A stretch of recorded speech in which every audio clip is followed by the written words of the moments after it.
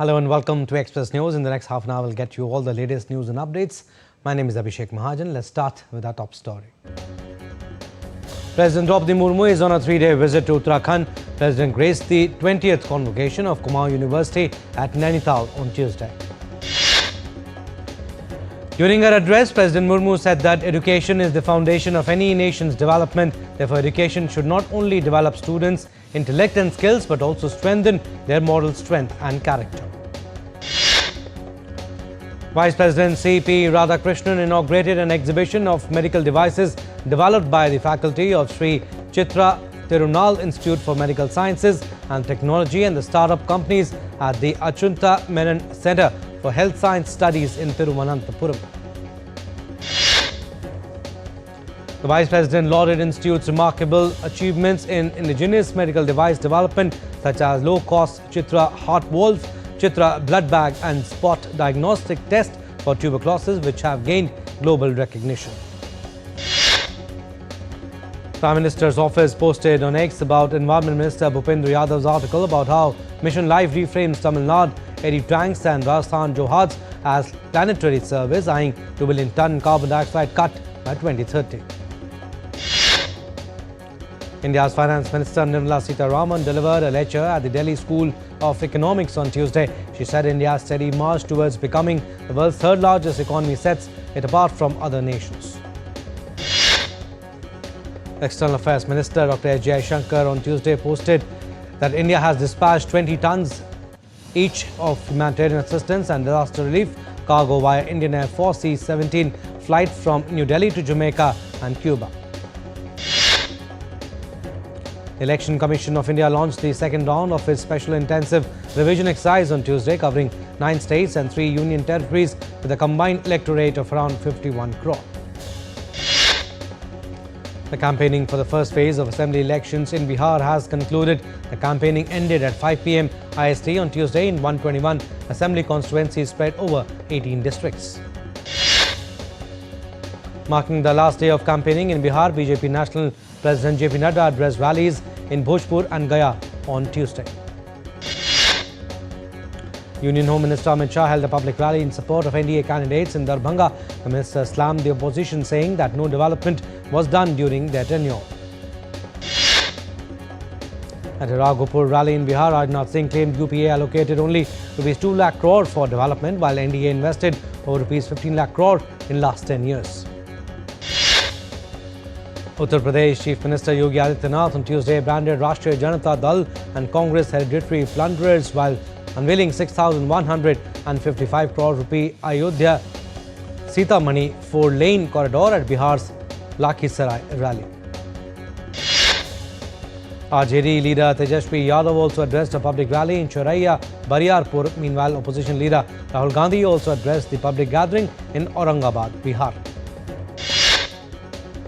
6 people out of total 8 were killed, while 2 were injured after a truck collided with a car at Deva Fatehpur Road in Uttar Pradesh's Barabanki on Tuesday. Directorate General of Civil Aviation drafted a new rule that could allow travellers to cancel or amend their tickets without paying additional charges within 48 hours of booking and mandates faster refunds. Uttarakhand Chief Minister Pushkar Singh Dhami virtually addressed the public during the inauguration of Vaikunt Chaturdashi fair being held in Pauri district, Srinagar. Over 2,000 Sikh pilgrims from India departed for Pakistan to commemorate the birth anniversary of Guru Nanak Dev Ji, paying their respects at various historic gurdwaras on the occasion of Prakash Parv. The pilgrims entered Pakistan through Atari Wagah border, expressing their happiness. Several members of the Jatha thanked the government for granting them permission to undertake the pilgrimage. Niti Ayog's Vijay Kumar Saraswat urged unified policies on Tuesday to achieve 8% growth alongside green mandates, while advocating tax incentives and grants to triple private R&D investment at the Emerging Science Conclave. In India, markets closed in red on Tuesday. The Sensex was down 519.34 points to close at 83,459.15. Nifty was down 165.70 points or 0.64% at 25,597.65. Indian rupee ended higher by 13 paise at 88.65 per US dollar on Tuesday versus previous close of 88.78. Brent settled $64.89 while West Texas Intermediate hit $61 Tuesday as OPEC Plus paused first quarter hikes. Spot gold Tuesday dipped 0.25% to $3,395 per ounce. Indian 24 carat fell 700 rupees to 1,23,000 per 10 grams. Silver tumbled 1.01% on Tuesday to $47.60 per troy ounce, while Indian rates eased to 1,51,000 rupees per kilogram. Asian markets traded down. Shanghai Composite fell 0.19% on Tuesday. RBA held rates at 3.60% on sticky inflation. Kospi ended four-session streak. Hang Seng eyed gains in Asian markets. Dollar index was steady at 99.89 on Tuesday. Fed split narrows December cut odds to 68%. Aussie dollar fell 0.44% after RBA held rates amid inflation. Bitcoin's price on Tuesday fluctuated and remained above $103,800. Total cryptocurrency market shed 90 billion amid profit taking. In Europe, stocks 600 on Tuesday slipped 0.35% to 538 as FTSE dipped 0.16%, while DAX index fell 1.5% and the CAC 40 was down 1.4% amid trimmed rate cut bets and shutdown data void. USA's record equaling 35-day government shutdown persists as Democrats and Republicans deadlocked, rejecting 13 Senate votes on Republican temporary funding bills for the past month. The U.S. Agriculture Department depleted $4.65 billion contingency fund for 50% November food aid to $42 million amid record U.S. shutdown as delays loomed in states. Two federal judges ruled the Trump administration must exhaust $4.65 billion contingency reserve towards $9 billion in November food aid before halting 42 million recipients' benefits. Democrats blocked Republican funding over expiring COVID-era healthcare subsidies. Parties blame each other as Senate plans 14th vote on Tuesday on House bill, with Thune eyeing weekly resolution amid impasse. U.S. officials delayed a new round of flights as airlines said 3.2 million air passengers have been hit by delays or cancelled flights due to a spike in air traffic controller absences amid government shutdown. Ground delays hit Dallas and Austin airports from controller shortages. Nearly 2,900 Monday flights were delayed. Houston and Washington are next as 13,000 unpaid controllers and 50,000 security officers trigger warnings of aviation shutdown. U.S. President Donald Trump said on Monday he will restrict federal funds for New York City if Democratic candidate Zohran Mamdani wins the city's mayoral elections that will be held on Tuesday. Donald Trump said on Truth Social that if Mamdani won the election, it is highly unlikely that I will be contributing federal funds other than the very minimum as required. Polls indicate Democratic nominee Zohran Mamdani leading the NYC mayoral race with 46.1% support ahead of independent Andrew Cuomo and Republican Curtis Lewa. Recent surveys show Mamdani's edge varying from 4.5 to 25 points. Californians head to the polls on a proposal backed by Governor Gavin Newsom to temporarily redraw electoral districts, a move aimed at boosting Democratic seats and countering Republican gerrymandering in Texas. U.S. Defense Secretary Pete Hegseth on Tuesday pledged full American support for South Korea's nuclear-powered submarine program while co-chairing 57th Security Consultative Meeting with Minister An Yu-bak in Seoul. Former U.S. Vice President Dick Cheney passed away aged 84 on Tuesday. Cheney was the 46th Vice President serving under Republican President George W. Bush for two terms between 2001 and 2009. Peru on Monday severed diplomatic relations with Mexico after former Prime Minister Betsy Chavez, facing 25-year rebellion sentence for 2022 coup plot, entered Lima embassy seeking asylum. Thousands marched in Mexico's Morelia and Uruapan on Monday, vandalizing palaces and burning Apatzingan town hall while students demanded justice for assassinated anti-cartel mayor Carlos Manzo. Visiting German President Frank-Walter Steinmeier on Monday pledged 65 million euros for Ghanaian youth jobs, renewable energy and vocational training. However, Bundestag approval remains pending as three-day state visit heads to Kumasi on Tuesday. New Tanzania President Samia Suluhu Hassan on Monday took oath for first elected five-year term after a 98% landslide victory as opposition alleges hundreds dead in clashes during polls. Internet blackouts still persist for the sixth day in Dodoma. Kenya junta leader General Mamadi Doumbouya on Monday filed candidacy for December 28th presidential election, defying past vows while opposition decried betrayal as exiled rivals barred under new constitution amid credibility fears. Russia launched 120 Shahed drones overnight Tuesday, targeting Odessa's energy and grain facilities. Ukrainian defense says down 98 as per Governor Ole Kuiper amid intensifying winter infrastructure assaults. Israeli forces eliminated Hezbollah commander Mohammad Ali Hadid and another operative in two southern Lebanon strikes on Monday amid ceasefire breaches, while Lebanese officials reported 2 deaths. Israel's Knesset committee on Monday advanced Minister Itamar Ben-Gvir's mandatory death penalty for terrorists murdering Israelis, while PM Netanyahu endorsed post-hostage releases, scheduling Wednesday plenum vote amid coalition threats. Time now for a very short break. On the other side, more stories. Keep watching Express News on DD India.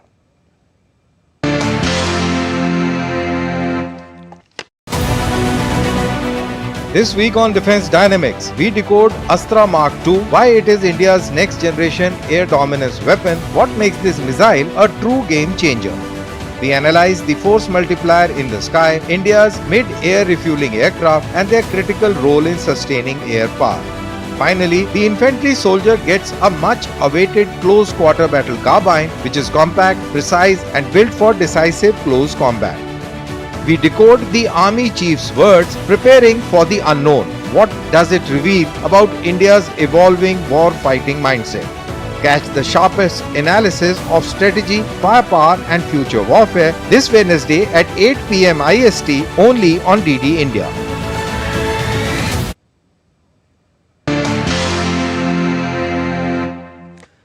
Welcome back. You're watching Express News. Some more story. Hong Kong's Weather Service announced October 2025 as the city's hottest on record, with average temperatures soaring to 28.5 degrees Celsius, surpassing 2015 mark amid intensifying climate change concerns. At least 39 people have died as Typhoon Kalmegi struck central Philippines, forcing tens of thousands to evacuate and cancelling over 160 flights, with the Red Crossing aiding affected residents. Typhoon Kalmegi is expected to cross the Visayas and South China Sea by Wednesday, reaching central Vietnam on Thursday night, with authorities preparing for severe impacts. An earthquake in northern Afghanistan has killed at least 27 people and injured nearly 1,000, the health ministry said on Tuesday, announcing the end of rescue operations. At least 7 people have died and 4 people are still missing after an avalanche on Mount Yalungri in Nepal occurred on Monday morning. Unseasonal rains in parts of Gujarat, Surat have caused significant damage to paddy crops. Heavy showers over the past few days have waterlogged fields, destroying standing crops ready for harvest. As per IMD reports, thunderstorms accompanied by lightning and strong winds are expected to lash Jammu Kashmir and Ladakh on Tuesday, bringing a spell of unsettled weather to the northern region. Over the western Himalayas, Himachal Pradesh and Uttarakhand are also likely to experience thunderstorms with lightning and gusty winds on Tuesday. In India's northeast, thunderstorm with lightning likely over Nagaland, Manipur, Mizoram and Tripura on Tuesday and Friday. In central India, Madhya Maharashtra is expected to remain under the influence of thunderstorms with lightning from Tuesday through Friday. Britain's Prince William played a game of beach volleyball on Rio de Janeiro's Copacabana beach on Monday during a royal visit to Brazil, drawing excited onlookers. In Australia, engineers are developing Charlotte, a spider-like semi-autonomous robot that could transform how buildings are constructed on Earth and one day even on the moon. Fashion stole the spotlight at Australia's Melbourne Cup on Monday, even as crowds shrank over animal welfare concerns. The event remained a key day for socialising, dressing up and enjoying the races. In Darwin, Australia, crocodile races at Berry Springs attracted a stylish crowd with 3 thrilling heats. Nearby Nunama Tavern added to the fun with frog races and charity auctions, blending local traditions, sport and fundraising. In southeast Western Australia, fierce winter storms have revealed ancient 7,000-year-old tree stumps along the Esperance coastline. Researchers and indigenous rangers are investigating the site to uncover clues about the region's prehistoric wetlands. In Turkey's Hatay, a giant 8-meter olive sculpture built using nearly 50,000 pieces of scrap metal has been installed, highlighting both the region's olive identity and the message of sustainability through recycling. In Dubai, a cafe in an industrial neighborhood turned coffee hub is offering the world's costliest cup, nearly $1,000, brewed using rare Panamanian beans. The Og Om Bok Festival, a traditional heritage of the Khmer people in southern Vietnam, began on Monday night in Can Tho city to celebrate and preserve the community's rich culture and traditions. In Yoichi, northern Japan, vineyard owner reported in September that his Pinot Noir grape suffered rain damage due to unusually warm weather, which also risked high sugar, low acid and faster ripening. The Golden Autumn Fair 2025 in Vietnam drew 100,000 visitors daily, featuring 3,000 booths and 2,500 businesses, generating $38 million in sales and $190 million in deals. In Long By in Hanoi, 90-year-old woman lovingly known as the Fairy has spent over a decade knitting wool sweaters for children in remote northern highlands. A decade-long kindness continued to warm young hearts across the region. Water from melting Greenland ice blessed by Pope Leo XIV was celebrated at Rio's Christ the Redeemer as part of a climate pilgrimage. On Monday, the Laudato Si movement led the initiative to unite faith and environmental action. The holy city of Ujjain witnessed the grand celebration of Hari Har Milan on the occasion of Vaikuntha Chaturdashi. The event symbolizes the divine meeting of Lord Vishnu and Lord Shiva. Under Mission Vatsalya scheme, Homes Away from Home initiative is transforming lives of 22 girl students in Udhampur, Jammu and Kashmir by offering them shelter, education and emotional support. Goa Chief Minister Pramod Sawant inaugurated the 116th Dindi Mahotsav in Margao, celebrating the rich cultural and spiritual heritage of the region. Hollywood actor Simu Liu hailed Marvel's 2026 Avengers Doomsday as a love letter to superhero movies, thrilled to reprise Shang-Chi with MCU stars. At New York's American Museum of Natural History, the CFDA Awards honored U.S. fashion excellence on Monday, naming A$AP Rocky fashion icon amid designers and celebrities. Actors, athletes and influencers like Venus Williams, Benito Skinner and Rihanna attended the CFDA Awards, underscoring its status as a cultural barometer and fashion showcase. Diane Ladd, the 3-time Oscar-nominated actress known for film Elise Doesn't Live Here Anymore, passed away at 89 on Monday at her home in Ojai, California. Actor and singer Ariana Grande has wrapped up shooting for the upcoming Meet the Parents sequel titled Focker-in-Law. She plays Olivia Jones in the John Hamburg-directed comedy. Focker-in-Law, the 4th installment in the Meet the Parents franchise produced by Universal Pictures, is set to hit theatres on November 25, 2026. Jonathan Bailey, the 37-year-old English actor returning to theatres this month in the musical film Wicked for Good, has been named People magazine's Sexiest Man Alive for 2025. Bailey's upcoming film Wicked for Good, the next chapter in the beloved musical saga, is set for theatrical release on November 21st. Hollywood actress Hilla Purnell is set to star with Pete Davidson in the cosmic rom-com That Time We Met, about a couple whose unborn child is destined to save humanity, directed by Nick Lieberman.